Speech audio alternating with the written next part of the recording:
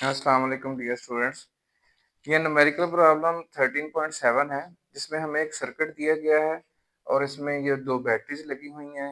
ये 9 वोल्ट है और ये 6 वोल्ट की बैटरी है। ये एक रेजिस्टेंस R1 लगी हुई है 18 ओहम और ये एक रेजिस्टेंस R2 लगी हुई है आपके पास 12 ओहम।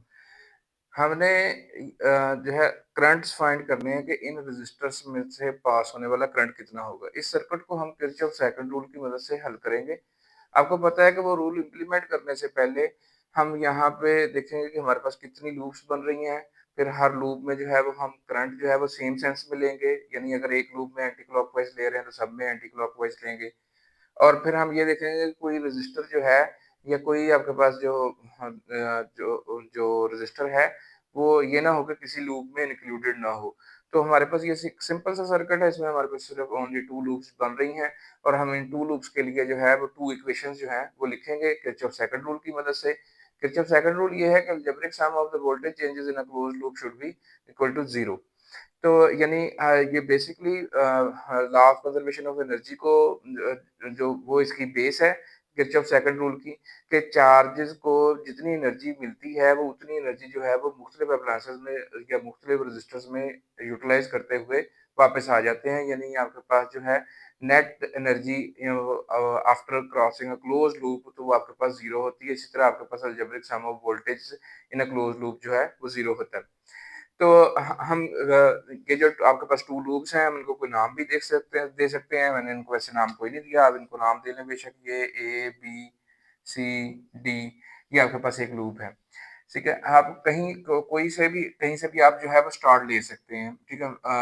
लेकिन आपने जहाँ से स्टार्ट लेना है वहीं पे आके आपने एंड करना है। फॉर एग्ज़ाम्पल मैंने यहाँ से स्टार्ट लिया है और मैंने जो करंट ये दोनों लूप्स में ये एंटी क्लॉकवाइज़ लिया है। इस लूप में जो एंटी क्लॉकवाइज करंट है वो से I1 है और इस लूप में जो एंटी क्लॉकवाइज करंट है वो से I2 है। अच्छा, अब यहाँ पे अब ये देखें कि जो करंट फ्लो कर रहा है फ्रॉम यहाँ पे जो चार्जेस मूव करेंगे वो from the lower potential to the higher potential करेंगे। आपके पास बैटरी में जब आपके पास लोअर पोटेंशियल से हायर पोटेंशियल की तरफ जाते हैं आपको चार्जेस को एनर्जी मिलती है।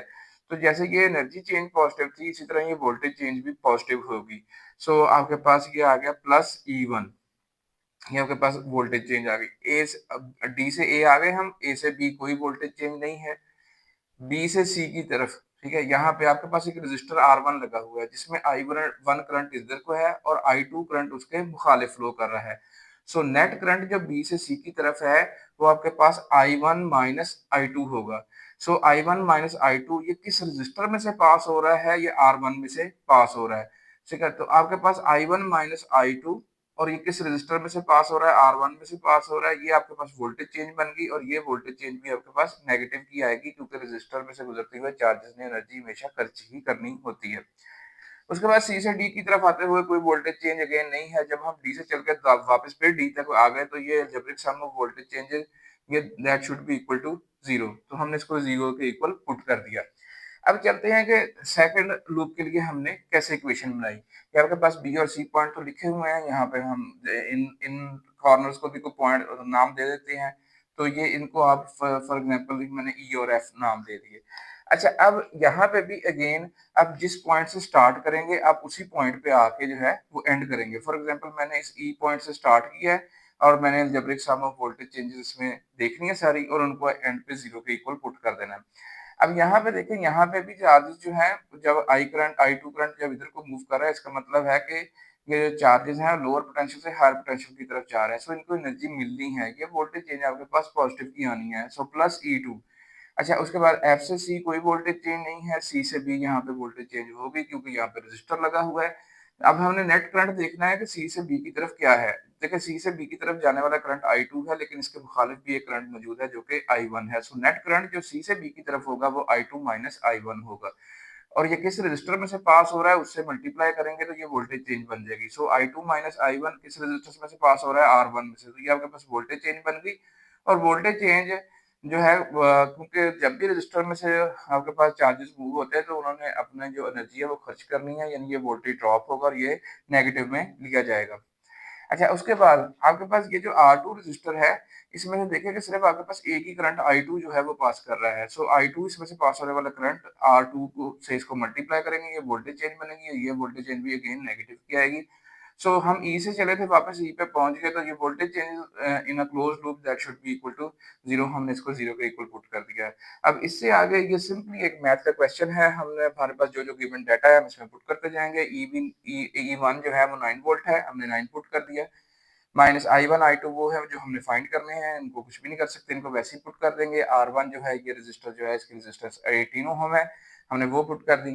अब इसी तरह इधर चलते हैं, E2 की वैल्यू जो है ये 6 वोल्ट है, ये I2 और I1 हमने फाइंड करने हैं। R1 जो है वो 18 है और जो आपके पास R2 है वो 12 है। अब इसी इक्वेशन को आगे जो है वो हम सॉल्व करने की तरफ जाते हैं। ये 9 आ गया, ये आपके पास माइनस 18 I1 आ गया, ये आपके पास minus into minus plus 18 I2 आ गया और इज इक्वल टू आपके पास 0 आ गया। अब चलते हैं इस इक्वेशन की तरफ, ये देखिए 6 आ गया, ये आपके पास आ गया माइनस इंटू दिस माइनस, ये plus I1 into 18, so plus 18 I1 और आपके पास ये माइनस I2 और इंटू 18 और ये माइनस 18 I2 और माइनस 12 I2, ये आपके पास माइनस 13 I2 आ गया। अच्छा, अब यहाँ पे ये देखें कि आपके पास यहीं पे ना ये इस इक्वेशन को ज़रा गौर से देखें और इस इक्वेशन को गौर से देखें।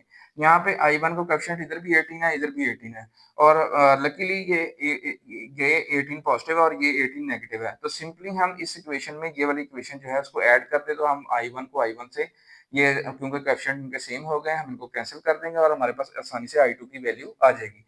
सो हमने यही इक्वेशन उठाई, यहाँ पे रखी, इनको ऐड अप किया तो ये कैंसिल हो गए आपस में, यानी इन दोनों इक्वेशंस को हमने जमा किया है। 6 और 9 आपके पास 15 हो गए, माइनस 30 I2 प्लस 18 I2 आपके पास माइनस 12 I2 आ गया। ये माइनस 12 I2 दूसरी साइड पे जाके प्लस 12 I2 हो गया, 12 इधर आके डिवाइड हो गया, 15 बाय 12 आपके पास 1.25 एम्पियर आ गया। आपने इसको I2 की वैल्यू फाइंड कर ली जो कि 1.25 एम्पियर है। अब हम किसी भी इक्वेशन में I2 की वैल्यू जो है वो पुट करके I1 की वैल्यू निकाल सकते हैं। मैंने ज़रा इस इक्वेशन को सॉल्व करने की कोशिश की है। हम यहाँ पे 9 जो है वो कॉमन ले लिया है, तो या 9 पे आप समझ लें कि पूरी इक्वेशन को मैंने डिवाइड कर दिया है। तो अब 9 1 ज़ार 9, 9 2 ज़ार 18, 9 2 ज़ार 18 एंड 9 0 ज़ार 0। सो आपके पास जो है ये जो माइनस 2I1 था, इसको हम दूसरी साइड पे ले गए, ये प्लस 2I1 हो गया। यहाँ पे I2 की वैल्यू हमने फाइंड की हुई है 1.25 एम्पीयर, वो इसमें पुट करेंगे। 1.25 इंटू 2 आपके पास 2.5 आ गया, प्लस 1 3.5 आ गया, ये 2 मल्टीप्लाई हो जाएगा, इधर आके डिवाइड हो गया, 3.5 डिवाइडेड बाय 2 आपके पास 1.75 एम्पीयर आ गया। सो हमारे पास I1 और I2 दोनों आ गए। आप देख रहे हैं कि I1 जो है वो 1.75 एम्पीयर है, यानी इस लूप में जो करंट फ्लो हो रहा है दैट इज 1.75 एम्पीयर और इस लूप में जो करंट फ्लो हो रहा है दैट इज 1.25 एम्पीयर। तो अब हम देखते हैं कि ये रजिस्टर में से कितना-कितना हो रहा है। आप देखें कि R2 रजिस्टर में से तो सिर्फ I2 ही करंट फ्लो हो रहा है। सो R2 रजिस्टर में से पास होने वाला करंट जो है वो ओनली ये I2 होगा और ये आपके पास जो है 1.25 एम्पीयर होगा। सो करंट थ्रू R2 वो अकेला करंट I2 ही है और वो 1.25 एम्पीयर है। अच्छा, आप देखें कि R1 में से कौन-कौन सा करंट फ्लो हो रहा है। R1 में एक्चुअली दोनों करंट फ्लो हो रहे हैं। अब यहाँ पे देखें कि I1 की डायरेक्शन ऊपर को है, I2 की डायरेक्शन नीचे को है। अब हम देखते हैं कि इसमें नेट करंट किधर को होगा। देखें, इन दोनों में से देखें कि बड़ा करंट कौन-सा है। सो I1 बड़ा करंट है, I1 की डायरेक्शन जो है वो ऊपर को है।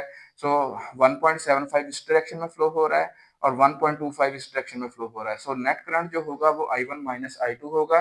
So current through the R1 वो आपके पास I1 माइनस I2 होगा। I1 1.75 एम्पीयर माइनस 1.25 एम्पीयर, आपके पास आंसर आया 0.5 एम्पीयर। सो ये वो करंट है जो R1 रजिस्टर में पास हो रहा है। Hopefully answer the question. फिर मिलते हैं नेक्स्ट न्यूमेरिकल प्रॉब्लम के साथ।